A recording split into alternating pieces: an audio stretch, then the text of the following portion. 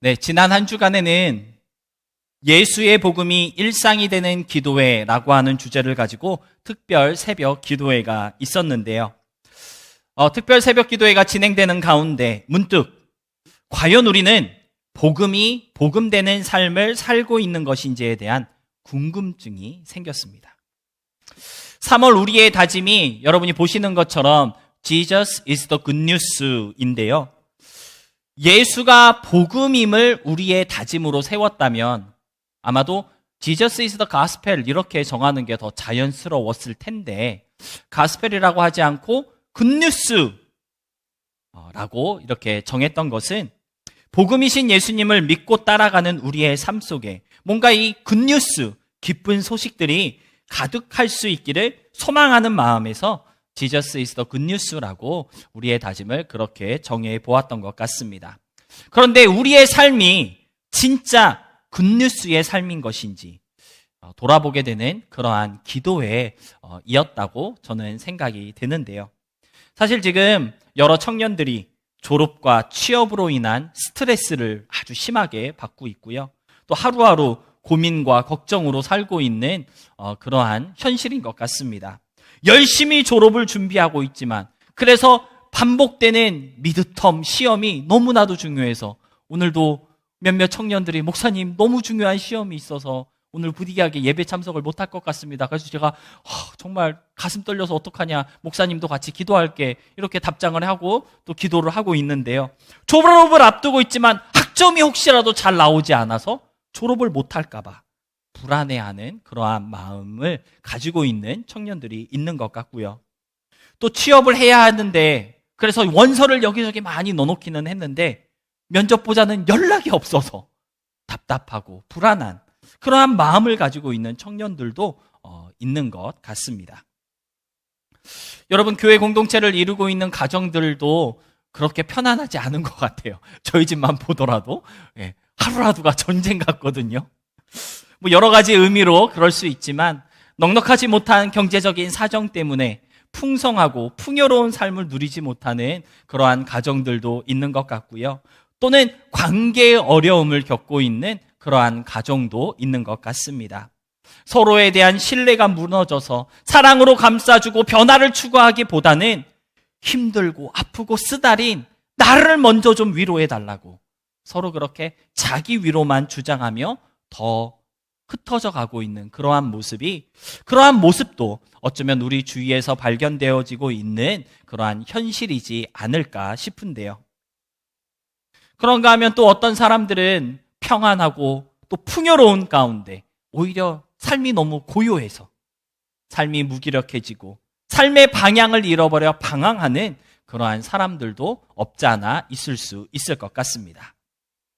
여러분, 예수의 복음으로 복을 누리는 영혼 구원이라고 하는 큰 복을 누리는 우리가 되었지만 왠지 모르게 우리의 삶은 복음이 복음되지 못하는 삶이 되고 있는 것은 아닌지, 말뿐인 복음이 아니기 위해서는 우리의 삶에도 뭔가 기쁜 소식, 좋은 소식, 굿뉴스가 있어야 하는 거 아닌가, 그러한 생각을 해볼 수 있었던 지난 한 주간의 시간이었던 것 같습니다. 여러분, 사도 요한은요, 요한 3서 1장 2절에서 이러한 기도를 간구하였는데요. 우리 다 같이 함께 읽어보도록 하겠습니다. 함께 읽겠습니다. 사랑하는 자여, 내 영혼이 잘됨같이 내가 범사에 잘되고 강건하기를 내가 간구하노라. 여러분, 저는 이 기도가 복음으로 사는 사람들의 실질적인 기도의 제목이 되어야 한다라고 생각합니다. 예수의 복음은 우리의 영적인 문제를 분명 해결해 주었습니다. 죄의 문제를 해결하는 능력이다라고 하는 것이죠. 그런데 예수의 복음은요, 그것만 해결하는 능력인 것은 아니라는 것입니다. 예수의 복음이 우리의 영혼을 새롭게 하고 죄와 죽음의 모든 비참함에서 우리를 구원하였다면 그 복음의 능력은 이제 우리의 범사에까지 영향력을 미치며 우리의 삶을 새롭게 하는 힘이 된다라는 사실을 사도 요한은 우리에게 말해주고 있기 때문입니다. 영혼이 잘됨 같이 내가 범사에 잘되고 강건하기를 내가 간구한다는 이 기도는요, 당연히 그렇게 되어야 한다는 것을 강조하고 있다라고 하는 것이죠. 여러분, 지난 주일에 우리는 복음으로 사는 삶, 그런 제목을 가지고 임마누엘로 오신 예수님과 동행하는 것, 하나님과 함께하며 하나님의 그 친밀하심을 누리는 삶이 바로 복음을 누리는 삶이라는 것에 대해서 함께 말씀을 나누었었는데요. 그런데 여러분, 하나님이 나와 함께 하신다면 우리의 범사가 형통할 수 있어야 하는 거 아닐까요? 하나님이 동행하시는데 좀 강건한 삶을 살 수 있는 우리가 되어야 하지 않겠습니까? 조엘 오스틴 목사처럼 예수 믿으면 반드시 복을 받고 잘 살 수 있어야 한다는 그러한 잘못된 신앙을 말하는 것이 아니고요. 적어도 우리의 영혼이 잘 되었다, 잘 되고 있다는 그 증거로 우리의 삶이 형통하고 강건케 되는 그러한 굿뉴스, 좋은 소식들이 들려오는 삶이 되어야 복음이 얼마나 복된 것인지 보여주고 증거하는 삶이 될 수 있다라는 것입니다. 복음을 받아 누리며 영혼의 새로움을 경험하고 영적인 모든 면에서 잘된 그리스도의 사람들인 저와 여러분이라면 복음이 진짜 복이 되는 그러한 삶을 살 수 있음으로써 실질적인 복음의 그 어떤 유익함도 누리는 그러한 삶이 될 수 있어야 한다라는 것입니다. 그런 의미에서 오늘 본문 말씀은 범사가 형통한 삶, 복음이 복음되는 삶에 대한 몇 가지 조언을 우리에게 들려주고 있다고 볼 수 있겠는데요. 복음이 복음으로 작용하는 삶, 영혼이 잘됨 같이 범사가 잘되고 형통한 삶을 위해서 저와 여러분이 잊지 않고 기억해야 할 것은 과연 무엇일까요? 첫 번째로 복음이 복음되는 삶이 되기 위해서는요, 기억나게 하시는 은혜를 누려야 한다고 오늘 본문은 우리에게 말씀하고 있습니다. 본문 1절과 2절의 말씀 우리 다시 한번 함께 읽어보도록 하겠습니다. 본문 1절과 2절의 말씀입니다. 함께 읽겠습니다. 내가 내게 진술한 모든 복과 저주가 내게 임함으로 내가 내 하나님 여호와로부터 쫓겨난 모든 나라 가운데서 이 일이 마음에서 기억이 나거든 너와 내 자손이 내 하나님 여호와께로 돌아와 내가 오늘 내게 명령한 것을 온전히 따라 마음을 다하고 뜻을 다하여 여호와의 말씀을 청종하면. 여러분, 오늘 본문으로 함께 읽은 신명기 30장의 말씀은요, 광야에서 태어나고 자란 출애굽 2세들에게 너희가 가나안 땅에 들어갔을 때, 거기서 정착할 때 복되고 형통한 삶을 살기 위해서는 이렇게 살아야 한다라고 하는 것을 알려주고 가르쳐주기 위해서 기록되었다라고 하는 것을 우리가 볼 수가 있는데요. 근데 여기서 우리가 주목해야 할 것은 무엇일까요? 1절에서 모든 복과 저주가 내게 임할 수 있다는 것을 모세가 미리 알려주고 있다라는 것입니다. 하나님의 말씀을 기억하고 그 명령과 규칙과 율법을 철저하게 준수하면 복을 받는다라고 하는 것이죠. 반대로 그렇게 하지 못해 하나님의 말씀을 잃어버리거나 교만한 얼굴로 하나님을 무시하고 제멋대로 살아갈 시에는 저주를 받게 될 것을 모세는 미리 알려주었다는 것입니다. 그렇다면 기본적으로 우리가 형통하고 강건한 삶을 살지 못하는 이유는 무엇이라고 말할 수 있을까요? 하나님께 순종하지 못하고 그의 말씀대로 살지 않았기 때문이라고 말할 수 있다라는 것입니다.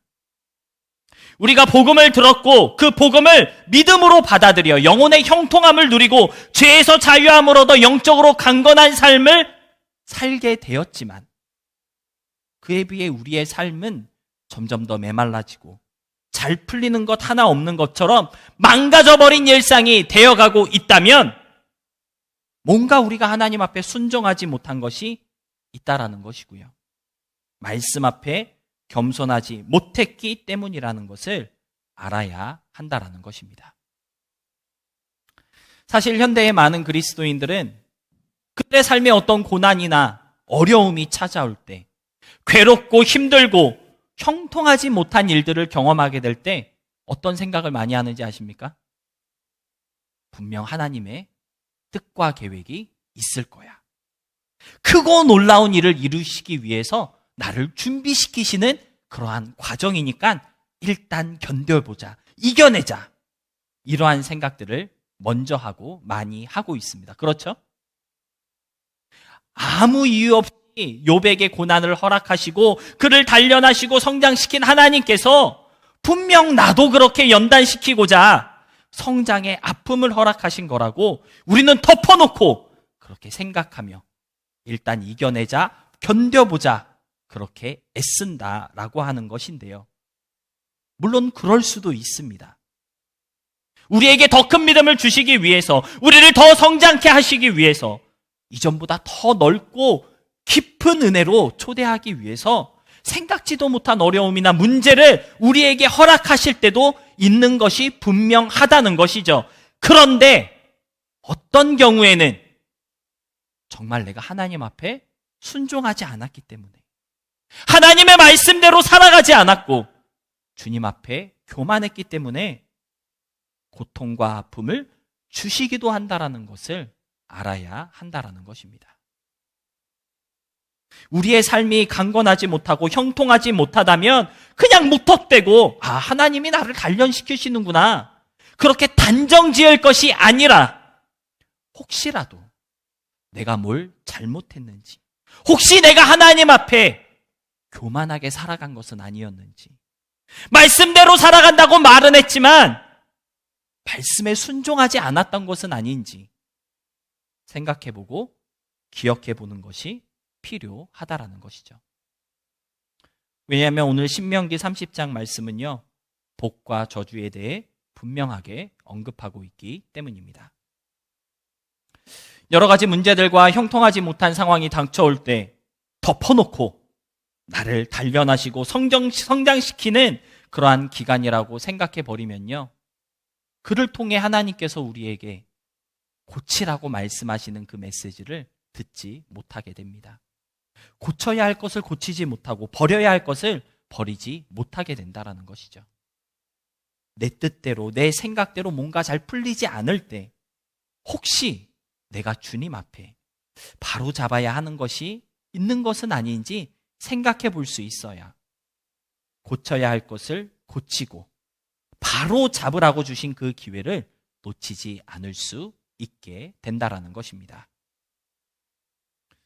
그런 의미에서 영혼이 잘 되고 범사가 형통하기 위해서는요, 기억나게 하시는 은혜가 필요하다는 것입니다. 무엇을 잘못했는지, 언제 불순종했는지, 내가 어떤 모습으로 주님 앞에 교만했는지를 기억해야지만 회개하고 돌이키며 고쳐나갈 수 있기 때문인데요. 그래서 본문 1절은 힘들고 어렵고 형통하지 않은 그 상황에서 이 일이 마음에서 기억이 나야 한다고 가르쳐주고 있는 것입니다. 내가 내 하나님 여호와께로부터 쫓겨난 모든 나라 가운데서 이 일이 마음에 기억이 나거든. 여러분, 혹시 우리의 삶이 형통하지 못하고 내 뜻대로 잘 풀리지 않는 험난한 상황이 계속되고 있다면 그것은 어쩌면 주님께서 우리에게 기억하라는 메시지를 보내고 계시다는 증거임을 아시기 바랍니다. 왜 기억하라는 것일까요? 기억해야지만 회개할 수 있고 회개해야지만 주님께로 돌이킬 수 있기 때문입니다. 하나님이 어려운 형편으로 우리의 삶을 괴롭히시는 이유는요, 저주받아 죽어버리라고 그렇게 하시는 것이 아니라는 거예요. 돌아오게 하시기 위해서 지금 우리에게 그 자리가 아니라 너가 있어야 될 곳은 이곳이라는 것을 알려주기 위해서 그러한 상황을 우리에게 주셨다는 것을 알아야 한다는 것입니다. 신명기 4장 30절로 31절에는 이러한 말씀이 있습니다. 이 모든 일이 내게 임하여 환난을 당하다가 끝날에 내가 내 하나님 여호와께로 돌아와서 그의 말씀을 청종하리니 내 하나님 여호와는 자비하신 하나님이시라. 그가 너를 버리지 아니하시며 너를 멸하지 아니하시며 내 조상들에게 맹세하신 언약을 잊지 아니하시리라. 여러분, 환난을 당하게 하시고 힘들고 어렵고 괴로운 순간들을 지나게 하시는 이유는 무엇일까요? 여호와께로 돌아오게 하시기 위해서라는 것입니다. 돌아와 그의 말씀을 청종하고 자비하신 하나님, 나를 버리지 아니하시는 그 하나님만 의지하게 하시기 위해서라고 신명기 4장은 증거하고 있다라고 하는 것인데요. 오늘 본문으로 함께 읽은 8절에서도 그렇게 말씀하고 있는 것입니다. 너는 돌아와 다시 여호와의 말씀을 청종하고 내가 오늘 내게 명령하는 그 명령을 행할 것이라. 여러분, 삶이 형통하지 못하고 뭔가 어렵고 힘든 일이 반복되고 있다면 그것은 다시 돌아오게 하시기 위한 하나님의 부르심이라는 것을 깨달아야 합니다. 그리고 다시 돌아가기 위해서 내가 무엇을 잘못했는지, 하나님 앞에 순종하지 못했던 것은 무엇인지, 어떠한 교만을 품고 있었는지 기억할 수 있어야 한다라는 것이고요. 내가 잘못된 길로 가고 있음을 기억해야 하고 하나님 앞에 합당하지 못한 불순종은 없었는지 기억해야 하는 것입니다. 주님 앞에 교만하게 굴었던 모습은 무엇이었는지 철저하게 기억하며 회개할 때 다시 돌아오는 은혜를 누릴 수 있다는 것을 명심할 수 있으시기를 바랍니다. 요한계시록 2장에서 예수님은 처음 사랑을 버린 에베소 교회를 책망하시면서 어떻게 돌아와야 하는지에 대해서 말씀하셨는데요. 계시록 2장 4절로 5절의 말씀입니다. 그러나 너를 책망할 것이 있나니 너의 처음 사랑을 버렸느니라. 그러므로 어디서 떨어졌는지를 생각하고 회개하여 처음 행위를 가지라. 만일 그리하지 아니하고 회개하지 아니하면 내가 내게 가서 내 촛대를 그 자리에서 옮기리라. 어디서 떨어졌는지를 생각하고 회개하여 처음 행위를 가지라고 말씀하셨습니다. 여러분, 복음이 복음되는 삶이 되기 위해서는 혹시 내가 어딘가에서 떨어진 것은 아닌지 기억할 수 있어야 하고요. 떨어진 그곳에서 회개하여 처음 행위를 회복할 수 있어야 합니다.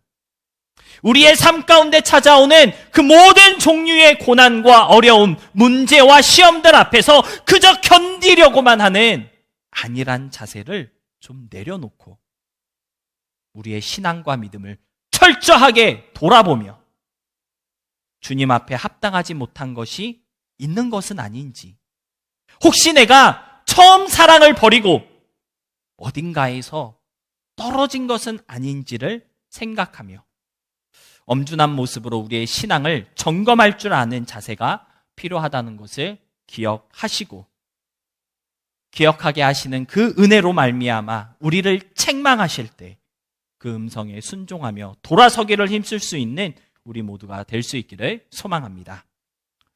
두 번째로, 그러기 위해서는요, 마음의 할례를 받아야 합니다. 우리 좀 길지만 본문 6절로 8절의 말씀 다 같이 한 목소리로 함께 읽어보도록 하겠습니다. 6절로 8절의 말씀입니다. 내 하나님 여호와께서 내 마음과 내 자손의 마음에 할례를 베푸사 너로 마음을 다하여 뜻을 다하여 내 하나님 여호와를 사랑하게 하사 너로 생명을 얻게 하실 것이며 내 하나님 여호와께서 내 적군과 너를 미워하고 핍박하던 자에게 이 모든 저주를 내리게 하시리니 너는 돌아와 다시 여호와의 말씀을 청종하고 내가 오늘 내게 명령하는 그 모든 명령을 행할 것이라. 아멘. 여러분, 이 구절들을 가만히 보시면 아주 중요한 진리를 알려주고 있다는 것을 깨달을 수가 있는데요. 하나님께서는 다시 돌아와 하나님의 말씀을 청종하며 명령한 모든 것을 행하는 이스라엘이 되게 하시기 위해서 무엇을 행하겠다고 말씀하고 있습니까? 마음의 할례를 베푸시겠다라고 말씀하고 계신 것을 볼 수가 있습니다. 돌려 생각해 보면 마음의 할례를 받지 못했기 때문에 하나님께 순종하지 못하고 주님의 명령대로 행하지 않으며 하나님 앞에 교만하고 있다라고 하는 것을 깨달을 수가 있다라는 것인데요. 그러니까 하나님 앞에 온전히 순종하며 어떤 순간과 상황 속에서도 하나님의 명령만을 따라가는 우리가 되기 위해서는 무엇이 필요한 것입니까? 마음의 할례가 필요하다라는 것입니다. 여러분, 할례는 무엇인가요? 하나님께서 아브라함과 언약을 맺으시고 그 증표로 할례를 명령하셨는데요. 현대인의 언어로 할례는 포경수술을 말하는 것이죠. 포경수술은요, 덮고 있는 살을 벗겨내고 필요 없는 살을 제거하는 그 수술을 말합니다. 그러니까 할례라고 하는 것의 그 의미는 무엇이냐면 쓸데없는 것을 제거하여 버린다는 의미를 포함하고 있음을 우리가 깨달을 수 있다라고 하는 것입니다. 중요한 것은 제거하여 버리는 이 할례를 어디에 행하시겠다고요? 우리의 마음에 행하시겠다, 베푸시겠다라고 말씀하고 계시다는 것이죠. 무엇을 우리에게 말씀하고 있는 것일까요? 우리의 마음에 제거해야 하는 것이 있다는 뜻 아닐까요? 지금 우리의 마음에 쓸데없는 것들이 너무 많다라는 거예요. 하나님 앞에 합당하지 못한 것들, 버려야 하는 것들이 있다는 그러한 말씀 아니겠습니까? 마음과 뜻을 다해 하나님을 사랑하지 못하도록 방해하는 그러한 것들이 우리의 마음에 있기 때문에 마음의 할례를 받아야 한다. 그렇게 말씀하고 있는 것입니다. 사랑하는 성도 여러분, 여러분은 마음의 할례를 받으셨습니까? 정말 온 마음과 뜻을 다해 주님을 사랑하고 계신가요? 마음의 할례를 받는다는 것은 무엇을 말하는 것일까요? 먼저 이 마음이라는 단어가 의미하는 것이 무엇인지를 좀 알아봤는데요. 원어적으로 이 마음이라는 단어는 마음, 정신, 의지, 이해력, 무엇보다 속사람, 그러한 뜻을 가지고 있는 단어이었습니다. 그러니까 좀 간단하게 얘기하면 사람이 가지고 있는 지식과 감정, 의지를 뜻하는 단어가 바로 이 마음이라고 이해할 수 있다라고 하는 것이죠. 우리의 지식에, 우리의 감정에, 우리의 의지에 필요 없는 것을 제하여 버리는 할례가 베풀어져야 한다라는 것입니다. 여러분, 우리가 가지고 있는 그 많은 지식들 중에 하나님을 온전히 사랑하지 못하도록 방해하는 지식이 있을 수 있다는 것을 말해주고 있다라는 것이죠. 우리의 감정 가운데 제하여 버려야 할 그러한 감정이 있다라는 것입니다. 우리의 의지가 고쳐져야 한다라는 것을 오늘 성경은 우리에게 말해주고 있는 것인데요. 신앙생활 하면서 지식은 새로워졌지만 하나님에 대해서 많은 것을 알아가고 정말 부족함 없이 배워가고 있는 그러한 사람들이 있는데, 그런데 여전히 사소한 감정들로 주님 앞에 신실하게 세워지지 못한 그러한 사람들을 우리는 간혹 보게 되는 것 같습니다. 반대로 하나님을 향한 뜨거운 열정, 그러한 마음은 있지만 지식은 전혀 새로워지지 못한 그러한 사람도 있는 것을 볼 수가 있는데요. 믿고자 하는 의지는 있지만 알고자 하는 열정과 열심은 없는 사람, 그러한 사람도 있을 수 있다라는 것이죠. 그렇기 때문에 마음의 할례가 있어야 하고 필요하다고 성경은 우리에게 말해주고 있는 것입니다. 사랑하는 성도 여러분, 나는 어떤 마음의 할례가 필요한 사람인지 우리 자신을 돌아볼 수 있었으면 좋겠습니다. 어쩌면 나는 하나님에 대해서 많은 것을 알고 있는, 정말 지식에는 새로워진 그러한 사람일 수 있어요. 그런데 아는 것만큼 하나님을 사랑하지 못하고 뜨겁게 말씀대로 살아가기 위한 감정과 의지는 아직 새롭게 되지 못한, 그 부분에 있어 마음의 할례가 필요한 그러한 사람일 수 있다라고 하는 것입니다. 수시로 번덕되는 마음과 감정 때문에 주님 앞에 온전하고 신실하게 서 있지 못하는 나는 아닌지, 하나님에 대해 아는 것도 없으면서 알고 싶어 하지도 않는 나는 아닌지, 믿는 것 같기는 한데 그렇다고 딱 믿는 거는 또 아닌 것 같고, 그렇다고 지금보다 더 잘 믿기 위해서 뭔가를 더 하고 싶지는 않은 그런 나라고 한다면 우리는 마음의 할례를 받아야 합니다. 우리의 지식과 감정, 의지 가운데 제하여 버려야 할 것들이 있다라는 것을 꼭 기억하시고, 하나님 앞에 합당하지 못한 그 생각들, 그 감정들, 그 잘못된 행동들을 제거하는 우리 모두가 될 수 있음으로써 하나님 보시기에 깨끗한 사람, 신실한 주님의 사람들이 다 될 수 있기를 축복합니다. 말씀을 정리하겠습니다. 복음이 복음되는 삶이라는 것은 우리의 영혼이 잘 되는 것처럼 우리의 삶이, 우리의 인생의 모든 일들이 형통하고 강건케 되는 것을 말하는 것 같습니다. 잘 믿으면 반드시 복을 받는다는 번영신학의 잘못된 신앙을 말하는 것이 아니고요. 하나님이 약속하신 거니까 분명한 상을 누리고 형통을 누릴 수 있다는 사실을 알 필요는 있을 것 같습니다. 복음으로 사는 삶이라면 좋은 소식이 많고 기쁘고 반가운 뉴스들이 넘쳐나야 뭔가 조금 더 복되고 영광스러운 그러한 삶이 될 수 있지 않을까요? 그러기 위해서는 오늘을 살아가는 우리의 모습을 늘 진지하고 철저하게 살펴보며 하나님 앞에 합당하지 못한 것이 있는 것은 아닌지 돌아보며 회개하는 그런 우리 모두가 될 수 있어야 할 것 같습니다. 여러분, 하나님 앞에 의인이라고 평가받았던 욥은요, 욥기 1장에 보니까 수시로 하나님 앞에 기도하고 회개하며 심지어 자기 자녀들이 알게 모르게 지은 죄가 있을까 봐 불러다가 제사를 드리는 그러한 모습이 있었다라고 하는 것을 성경은 우리에게 보여주고 있습니다. 그러한 자세가 혹시라도 내가 하나님 앞에 교만했거나 주의 말씀을 멀리하고 따르지 않았던 모습은 없었는지 늘 우리의 삶을 돌아보는 그런 우리가 될 수 있어야 한다라는 것인데요. 무엇보다 하나님을 더 사랑하지 못하도록 방해하는 것들을 제거하기 위해서 마음의 할례를 받을 수 있어야 한다는 것을 잊지 않을 수 있어야 하겠습니다.